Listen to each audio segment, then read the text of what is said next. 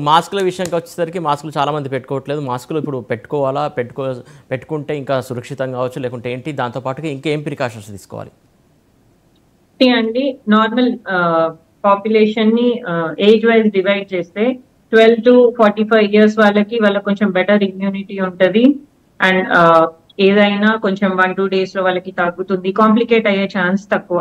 Kids లో under 12 years and above 45 are ఈ 15 to 45 లో అదర్ కొమార్బిడిటీస్ ఉన్న వాళ్ళు కానీ నార్మల్లీ తొందరగా కాంప్లికేట్ అయ్యే ఛాన్స్ ఉంటది. వీళ్ళు వాళ్ళ కోసం కాకపోయినా ఈ ఏజ్ గ్రూప్ లో వాళ్ళు పక్కన వాళ్ళ కోసం, వాళ్ళ ఇంట్లో ఉన్న పెద్ద వాళ్ళ గురించి కానీ, వాళ్ళ కిడ్స్ గురించి కానీ స్ప్రెడ్ కాకుండా ఉండాలి అనుకుంటే ఒకటే సొల్యూషన్, మాస్క్ పెట్టుకొని వాళ్ళు కొంచెం ఐసోలేట్ ఉండడం. ఇది అనేది రెస్పిరేటరీ వైరస్ అండి. సో మన రెస్పిరేటరీ డ్రాప్లెట్స్ నుంచి స్ప్రెడ్ అవుతుంది.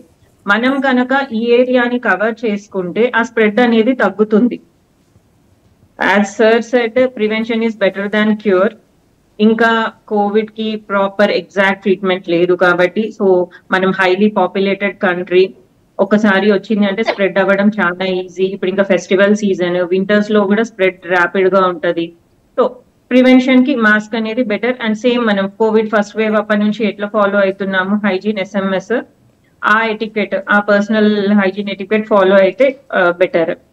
ఇంకోటి, చల్లగాలులు కూడా ఈ మధ్య చాలా ఎక్కువైపోతున్నాయి. ఆ గాలి ద్వారా కూడా వైరస్ స్ప్రెడ్ అవుతుందని చెప్పేసి గతంలో కూడా మనం మాట్లాడుకున్నాం. ఇప్పుడు కూడా ఆ ఎఫెక్ట్ ఏమైనా ఉంటుందా అలా?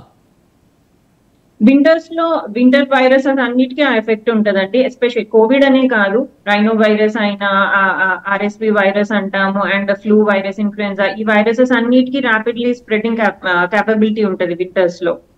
సో దాని నుంచి ప్రివెన్షన్ కి కూడా ఇది మాస్క్ అనేదే ఇంపార్టెంట్. జయరామ్ గారు, అంటే దాదాపు కర్ఫ్యూ కూడా విధించే ఛాన్సెస్ ఉందని